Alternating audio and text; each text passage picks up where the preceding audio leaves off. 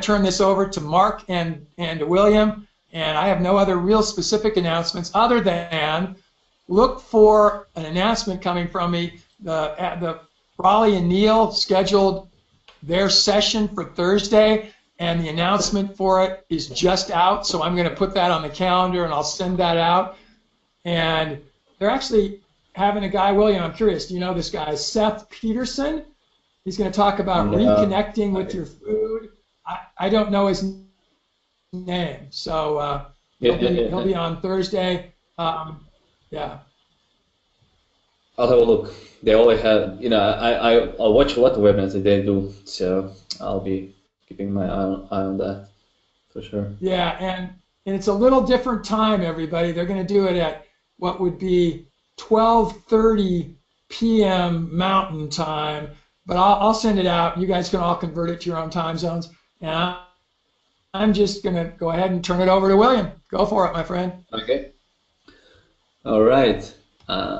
So I'll just start. You can, as I go, you can type in your questions. I'll keep an eye and I'll stop in the middle somewhere, and then I'll answer if you have. And this webinar is a continuation of the designing living systems, and this is part 2, and the next one will be we'll finish with design and we'll move to implementation, just practical steps on the field. And this is the link for where you can find resources for everything that I'm, every webinar series that I've done. There are resources on this website and on this page, and then each lesson has its own resources. So this one as well. So as I said, this is the second part of design living systems, and with this we are finishing with design phase. So we went through the whole research, finding our goals, finding land, and then as we got the land and have some land to work with, we went through all the design steps, preparing the base map, reading the landscape, designing water system, infrastructure, and now the living systems. I mean, food or fuel, other resources as well. And next time we'll be in the setup phase, to go through the implementation steps, setting a small nursery, and then developing farm economy. After that, I'll see maybe as I get maybe more material, I might continue. We'll see. Also based on your feedback as well, so your feedback is always welcomed. So as I said, this is all about the food production. And this is usually the primary focus of most permaculture designs. People get thrown into permaculture because of the food production, but permaculture is much more than just food production. As you can see, from this, you have a whole lot of interconnected natural sciences that are, preparing the basement. That would be like a little bit of geography, then reading the landscape. That's a little bit of geology and hydrology, hydrogeology, and everything, meteorology, everything combining into one thing of reading the landscape. That dealing with water, infrastructure, housing and fencing and everything. And then the food. So the food is just one part, and we are just continuing with that. And we said that the basis for our planning of these different food systems or growing areas comes from the zone method. Each permaculture site is divided into zones. So basically, you can't call it a permaculture site if it's not incorporating this design method of zones. And these zones help us understand the pattern of human movement within a space. So with permaculture, our goal is, of course, to produce food, but something happened. Is to produce food, but it is also to do it in a way that we minimize effort, save time, energy, or money as well. So each zone that I talked last time has different requirement for maintenance and function, and the zones. What is important to understand that the zones are, they're not like a neat concentric circles, but they are adapted based on your site terrain, based on your soil, influences that are coming outside the site, access and everything, like vegetation and your goals. And based on that zoning, we went through the different growing area types. Okay, so from zone 1 to zone 5, from zone 0 to zone 5. So we went to different growing areas like home gardens and in zone 1, and main crop beds in zone 2, and orchards as well. And then zone 3, field crops and pastures, tree crops, silvopasture and alley cropping. And then zone 4, where we had structural forests and woodlots, farm forestry. And we touched on also on big breaks and shelter breaks. And then we also addressed, what type of livestock would be, in those zones. And from zone 1 to zone 2, smaller animals, and as we move further, then medium-sized livestock and a large livestock in zone 3 and zone 4. And then based on that different growing areas, I encourage you that you think, when you're thinking about designing a site and how you're going to incorporate these food systems, to think in terms of zones, to divide your site into zones, and to choose what you'll be growing in those zones based on what I talked last time. So obviously in zone 0, zone 0 is the house, but zone 1 would be annual gardens. But in zone 2 you can choose whether you're going to put your forest garden there, or you're going to do your orchard. Zone 3, are you going to use field crops, or maybe silvopasture, or some kind of tree crops? And zone 4, also you can use maybe for production of mushrooms, or different crops that are that can make it in a shade, or maybe used for resources, just like for firewood, or maybe just some kind of timber trees. So this was kind of the whole point, to get understanding of different zones, different things that you can grow in those zones, and then choose mentally or on a paper to mark what you're going to have in those zones. This is another image of this, comes from Darren Doherty and David Holmgren. This is, think of this as a whole farm layout. Okay, before we go into these details. So you've done the water systems, you've done infrastructure, and now with choosing the growing system, we are kind of developing the whole farm layout, conceptual design of how things are going to look, like a big elements that are going to be positioned. And on the left side, you can see the Darren Doherty, and he's mostly focused on livestock and forestry systems. So this would be like an example of a bigger farm, and you can see the homestead marking in light green. So the homestead area is the one that we would put our everything that's connected with our zone 1, zone 0, and zone 1, and then zone 2 would be also connected to homestead, but everything else would be zone 3, zone 4, something more like a commercial.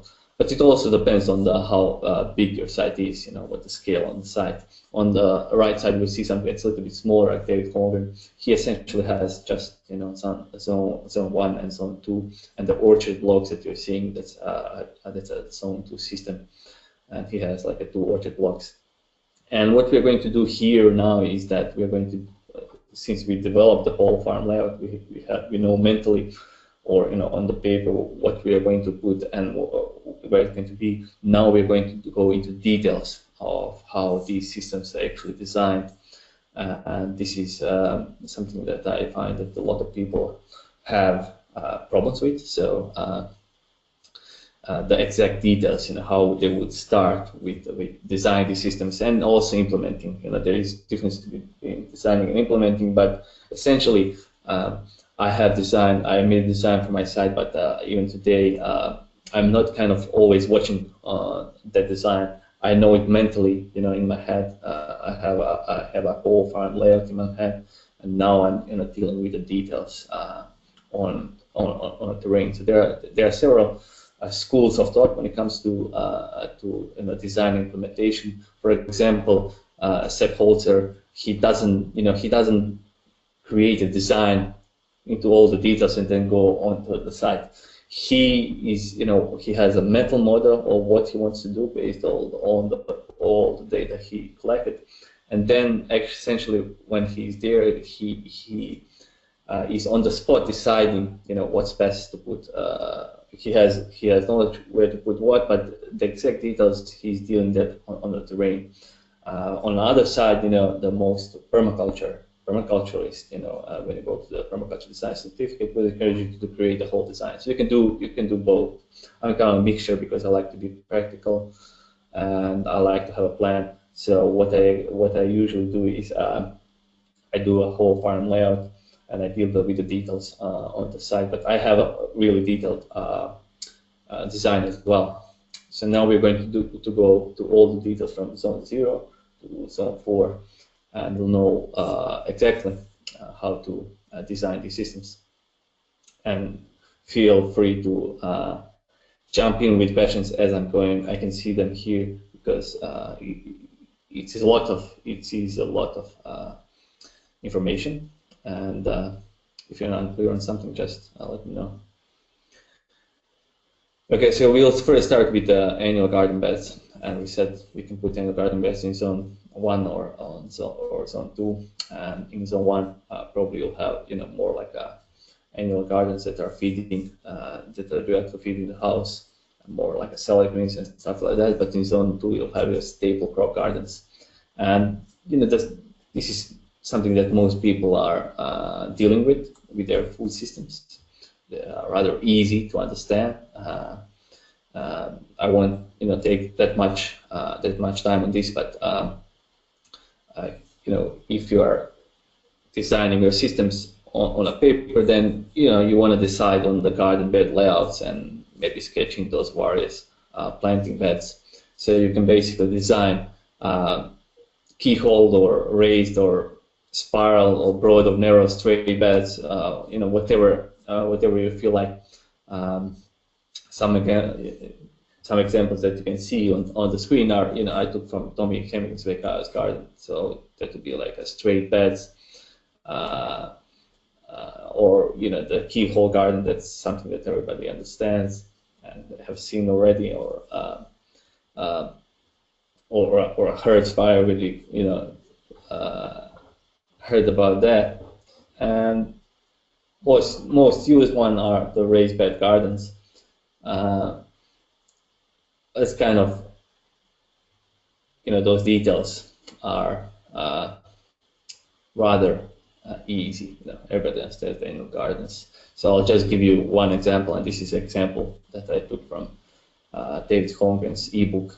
So you know, just to get an idea of how he designed his gardens, you can see that his house actually is looking towards the northwest, and he has his you know, raised bed gardens just outside his house, and these raised bed gardens are positioned, as you can see, the longer side. So they're going essentially almost east-west. So the longer side is exposed to the north, so that way it gets more solar exposure. So this is kind of the only thing that I would point out here, that if you're designing your raised beds, the same as it would be with the house, you want to expose the longer side of the house. You want to position it, you know, going east-west, so the longer wall of the house is exposed to the south or north, depending on where you are in northern or southern hemisphere. The same applies with the gardens. So you want to position them so they're going, if you're having straight beds, so the straight beds are going from south to west, from east to west. The longer side gets exposed. That way, you know, you get more solar exposure. And then a little bit more, let's say, complex are the orchards. I already showed these images. This is the image of David Holmgren's permaculture orchard. And now we're going to go into the details of exactly, permaculture orchard first. And here I'm going to talk about two examples. Probably you heard about them. One is the Meliodora that I already showed the image from David Holmgren, and the other one is from is the permaculture orchard. That's from Stefan Wozniak in Canada. They're both kind of permaculture styled mixed orchard. You're going to see what I'm talking about in a sec. But what I wanna start with is that both of them are planted on. So the David Holmgren is planted on approximate contours, okay, and the Wozniak is on straight rows. So this is probably determined, not probably, but this is determined by the terrain. Okay, so Stefan is on a flat terrain, and Holmgren, since his orchard is on a hill, he is following the contours. He is not following the contours, exactly, because the contours. If you would follow the contours, you would end up, probably going not as straight lines that he is having. So it's not kill line, it's not anything. It's just approximate contour. Okay, so you make adjustments when you are designing on the field, but when you look at your map of terrain, then if you just need to follow it approximately, okay? And the distance between the rows is, I would say, generally somewhere between 3 to 6 meters. Maybe in Stefan Wozniak's case, it's a little bit less, probably because he's using dwarf trees. But I would say that if you wanna design or implement or plant a permaculture orchard, distance should be somewhere between 3 to 6 meters. And in the rows themselves, trees are regularly spaced, and this spacing will depend on your ultimate goals. This means that you should space, you should space them such that their canopy edges just touch when they mature. That this is like a general rule, depending on the climate. If you're a tropical climate, then probably they can be a little bit, as dense as Wayne was saying with that guy from India that was doing a webinar last week. He's in tropical climate, and you can space things because there is so much sun, there is so much moisture, and you can space them. You can put them a little bit closer. But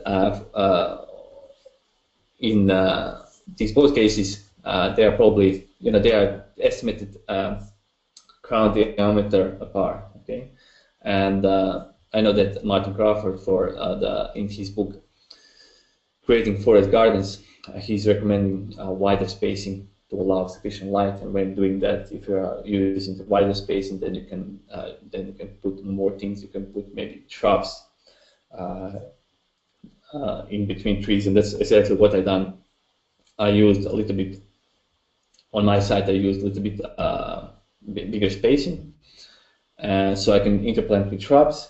But I also done that because my soil is very rocky, so I'm expecting that there will be more competition for nutrients. So I don't want my trees that closely packed. And one important thing to say is that water in orchard is usually provided by irrigation pipes. So there are no swales here. There is no key line here. There is no netting, except the water is either provided by irrigation pipes or there is no other water management technique. If there is enough rain, then probably you don't need it. If you have droughts during the summer, then you probably need some irrigation pipes, and we're going to go into those details a little bit later. And now, if you look at the pattern of the orchard, I took this from Stefan's movie, and I took the right image from David Holmgren. So in both cases, because you're talking about permaculture orchards, the food trees are intermixed with the nitrogen fixes. Okay, so you can see that in both images. In David Holmgren's case, there is a nurse or pine tree or nitrogen fixing tree shrub between each of the food tree. You can see that on the lower right image. And in Stefan's case, he has a little bit more complex pattern. So he would plant in something called NAP pattern, and that N stands for nitrogen fixer, A is for apple, and P is for pear or plum. So each fruit tree is therefore next to a nitrogen fixer. You can see that clearly in this image on the top top left. So his aim is never to allow two apple trees to touch within the row, to touch it. So there is a kind of, if you have pests, there is an isolation between, so the pest can't go through. If the pest likes apples, he doesn't have anywhere to go. So the next apple tree is one tree away. So they're not touching it. That's his kind of goal. And Stefan also has other layers, and he has underplanting, and this is kind of more progression towards the forest garden. We are going to talk next. I saw David Holman, and he also has some kind of underplantings, but he had more underplantings as the system was maturing, and not today, okay, because the trees are casting too much shadow. But depending on what kind of trees you choose or the spacing, you can definitely put underplantings. Those underplantings can then be shrubs such as gooseberries, currants, haskell, aronia, raspberries, whatever. And then you can put herbs and perennial vegetables as well, and vines that are climbing on nitrogen-fixing trees. So I got some info that from both David and Stefan that the orchard is laid out on approximate contour lines. So in David's example that he has his orchard is laid on approximate contour lines of trees 6 to 7 meters apart, and spacing for fruit trees along the rows is 6 to 7, with nurse spiny shrub interplants between each. And in his case, the spacing allows for adequate light and air movement between the trees. And that's what his reasoning was, to allow all this happening. He didn't want to interplant that dense, and his soils were rather poor in nutrients. So when you're designing your orchard, here are kind of the steps that I would recommend. So first, you choose the overall pattern. That depends on your terrain. So is it going to be on approximate contours, or it's going to be on straight lines? So once you have that, you mark your reference row. Okay, so you go on the field and you choose your reference contour, your reference row, whatever, and then based on the distance to the side, as I said, it can be somewhere from 3 to 6 meters. You then copy paste that reference row up and down the hill. You can use simple tools to do that. Even just a tape measure, with 2 people, you can. It's as easy as that. You just have to have the original row that you can copy up and down the hill. You don't have to be worried, if you're following the exact contour or whatever. You can't follow the terrain perfectly. Choose one mark one that reference row, and then copy paste up and down the hill. So here's the example of what I'm talking with the design of Permaculture orchard from David Holmgren. This would be like a detailed design example. So you saw in that image that he had like 2 orchard blocks, and these orchard blocks are divided with this green line that's some kind of hedge, and he has the rows of trees. You can follow the rows of trees with these black dots. Each black dot is one fruit tree, and the nitrogen fixer in between is also marked with the black dot. So these trees are just following the approximate contours. You can see the spacing with them, and these little black lines are actually the water lines, the irrigation pipes that he's using. So the exact terrain maybe would look different, and it did look different when I was there. He had like a small depressions and stuff like that, but still the roads were following the approximate contour of one of the roads that he chose on the property. And usually I recommend that you choose, if you're going to choose like a reference road, you choose somewhere, if it's like a slope, then a mid slope, and then you copy up and downhill. And basically that's it. That's how I done it on my land. And I done it everything by myself. I just go to the terrain, I take the time, I look at the terrain, I absorb, I take some maps, I absorb everything that I see. I choose the marker, I mark that reference road with some wooden sticks and a little bit of paint, and then I just take the tape measure. I don't take the tape measure. I just take some kind of stick or anything that you can a piece of wire or whatever, and just use that, and with that you're marking the other ones. It's easy when there is two people doing it, but I done everything myself, so it's rather easy.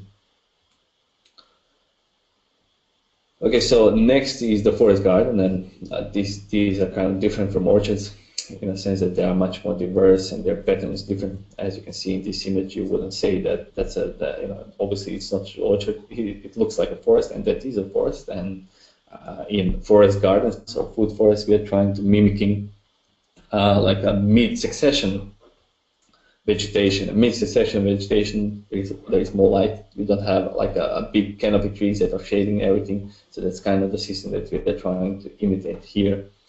And I didn't say it yet, but I will here. We're always trying to, if you are creating a resilient system, we're always trying to mimic the ecosystem that's around us.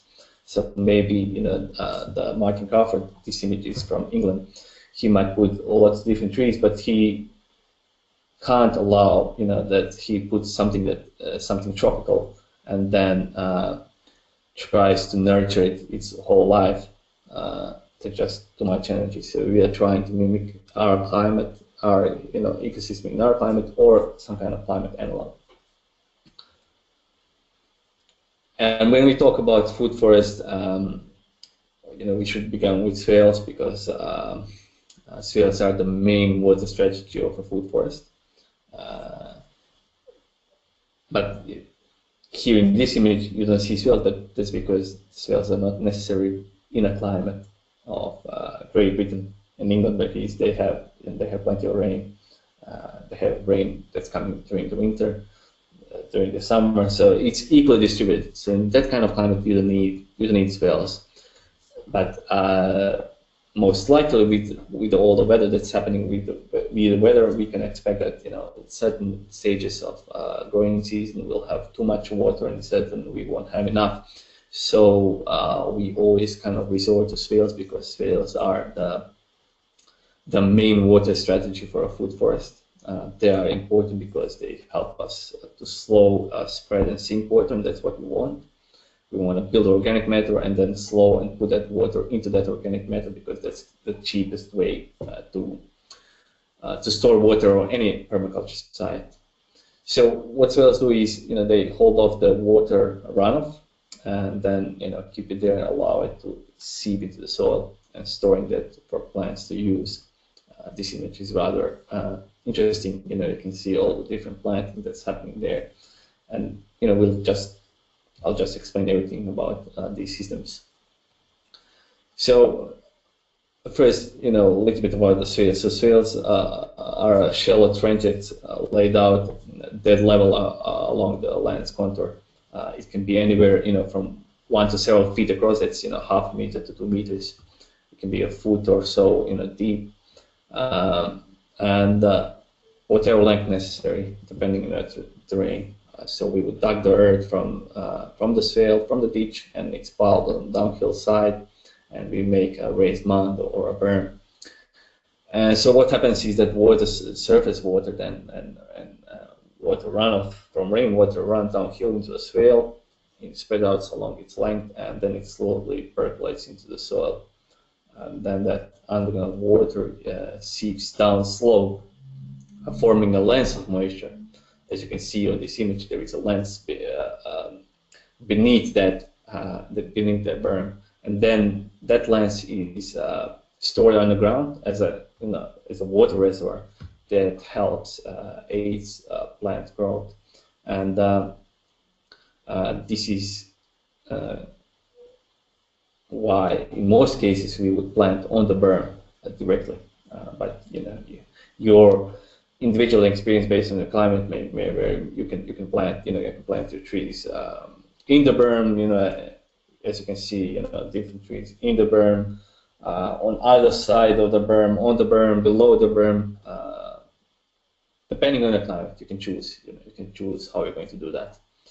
So, but what I'm trying to explain here that swales are definitely a tree growing system. So they are water harvesting technique, but they are tree growing systems. We plant trees or other crops on the mound. That's the whole point of the swales, that we plant trees. You can do swale and don't plant trees, but that's just a waste of real estate that you have on your land. You're basically doing it because you want that water stored in the soil available for the plants, and that moisture can be then stored for the dry dry periods when you need them. And I literally touched on that. Whether you are going to put swales on your land or not depends on many factors. Okay, and people usually come to me and they are all enthusiastic about the swales, but first, certain questions must be answered, and that's how much rain are you getting? How is that rain distributed? Are you experiencing droughts? Is that rain coming in huge downpours? But not just water. Also, the slope determines. If you have slope that's more than 15%, then you don't want to put swales. Depends on the soil. How much of your soil is damaged? Does it need rejuvenating? Is it fertile or not? About your hydrology, about the management that you're planning to have there, about of course your budget. So there are many questions that you should ask yourself before deciding to put a swale there. So this is kind of a good. I'll put this in resources. I didn't put this thing, but this is a really kind of a good a checklist to have, cheat to have while you're trying to decide. Should I do those swales or not? And now let's look at the layout. And as I said, swales are tree growing systems, so trees are planted on the berms. And when we have trees, then obviously you can't put one swale immediately next to each other. So you wanna keep that in mind, that what is your ultimate goal? How do you want your system to look like when it matures? So if you want more lighting, then the swales should be maybe a little bit further apart. And that's why I say the distance will be based upon land use, climate, and terrain. So just to give an example, I managed to find a swale and crop layout from one of the Jeff Lawton projects, and as you can see on this image, the distance between the swales is around 15 meters. Okay, and he's planning to grow crops in the alleys. So this kind of introduction to more bigger systems. But since the swales are on the contours, they are not on proximate contours, they are contours. So you're kind of how you're going to position them. It's going to be also dependent on that terrain, because you're following the contours. You're not having, probably the system will be bigger than an orchard. In orchard you have more uniform rows. Here you're kind of creating, I would say, a system that is more variable in planting distance in the row distances. And when we talk about the pattern of a food forest, this is where the main difference between food forests and orchards comes to play, because we are, as I said, in this pattern we are trying to mimic mid to late succession woodland. where you have many other layers than just canopy that we associate with orchards. In orchards, we usually have just canopy. In a conventional orchard, that's just canopy trees, nothing else. In permaculture orchards, we're kind of trying to move toward that food forest. We have straight rows and canopy trees, but we're trying to put a little bit more like of diversity. But in a food forest, we have a real diversity. So a simple forest garden would contain 3 layers, like trees, shrubs, and ground plants. But a fully developed food forest can contain as many as 7 layers of vegetation. And as you can see in this image, that's kind of the tall tree layer, the canopy, the horse story. That's a full-size fruit, nut, or other useful tree. Then we have low tree layer. We have many of the same fruit and nut trees as in the canopy, but they are on a dwarf or semi-dwarf woody stocks to keep them low growing. Then we have shrub layer, where we have flowering, fruiting, wildflower attracting, and other useful shrubs. Then going lower, we have herb layer, where we have, it can have vegetables, flowers, culinary herbs, cover crops, mulch producing plants, and so on. Then we have ground cover layer, that's low ground hanging plants that form a living mulch. Then vine layer, that's for climbing plants that will grow and entwine themselves along trunks and branches. And finally, we have a root layer, where the soil gives us another layer for the food forest. And I would say within that, as we come to the root layer and the soil, there is one more layer that we could add to here, and that would be like a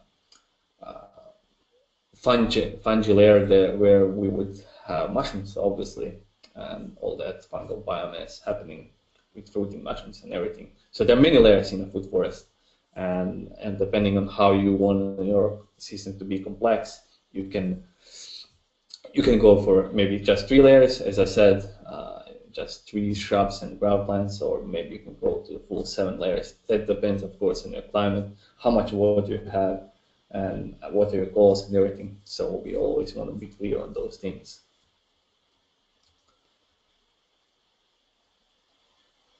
Okay, so now let's talk about how we could design a food forest. Okay, so we'll first start with the general layout of the swales. To do this, we follow 3 simple steps. So the first one is you look at your base map and you find a set of desirable contours. Okay, you should always check that on the field as well to see, map and the actual terrain are 2 different things. You can make your plan on the map, but then you go outside and you actually check that. So you choose, the appropriate contours. Okay, so that's why I always say that the base map is really good investments to make. As you understand your terrain, you can do certain planning. So, but if you look at this image that I found here, you can see that obviously we don't have uniform rows. We have swales. We have rows that are following the contour. So that's what you have to keep in mind when you're designing your systems. Do you want your orchard, or do you want your swales and food forest? So so maybe you can have something in between a food forest and an orchard if your terrain allows for more uniform rows. So if your terrain is flat, then obviously you don't need swales. But if it's a little bit like a undulating terrain, maybe you can find a swale that will probably have uniform rows if the terrain is like that. So as you mark your first contour map, similar to last, as I explained in orchard, you have this your reference contour. You mark one contour on the map, and then following this based on your desired distance, you mark other ones as well. So once you have that, you can then go into actually designing patches. Okay, and one patch could be a row or a contour or a grouping of plants in one area. So again, as you're designing a patch, the most important aspect is to find the planting distance. And again, you can use the crown touching rule, as I said before, and placing the individual trees a crown diameter apart, or estimated, based on the information you have about that tree. So kind of, if you are confused, what my distance should be, always think about, okay, so when this tree matures, what is the extent of its canopy? Once you know that, you can then plant. You can plant your trees in a row. And I would say usually the biggest mistake which people make is that they overly dense spacing with the tree crowns, then eventually ending up interlocking. So this is okay if you want to plant a screen or hedge, but otherwise, if they're too dense, then that will put stress on the plants and limit their growth. So just keep that in mind. So as I said before, in his book Creating Forest Garden, Martin Crafter recommends adding more 30 to 50% more distance around each woody plant. So that you would do that if you want more sunlight for understory plants. And as I said, in addition, if you wanna, if your soil conditions are limiting, in order to reduce the competition between plants for limited resources, you also want to plant wider than crown touching distance. So that's why it's always important to understand your site, to understand its terrain, to understand the soil, to understand what's happening with energies that are coming outside. This all plays into designing a food forest. Okay, so eventually, what you want to end up is something like this. Okay, so this is a food forest with swales and many layers of vegetation growing on them. This is an example that I found from Dave Jeckes and Eric Tonsmeyer's book, Edible Forest Gardens. This would be an example of a smaller food forest. I said that food forests are usually bigger systems, but you can put them on a smaller piece of land if the terrain allows it. So as you can see, the swales are following the contours. So the rows are not exactly uniform, but you can adapt. You can still plant and according to your wishes and according to your site conditions. I would say this is on something you can fit on an acre or less, but on a larger scale, this is an example from Jeff Lawton. I saw this one from one of his videos where he was explaining how to create a food forest. So as you can see, this is also a food forest, and the food forests that Jeff Lawton creates cover a much larger area.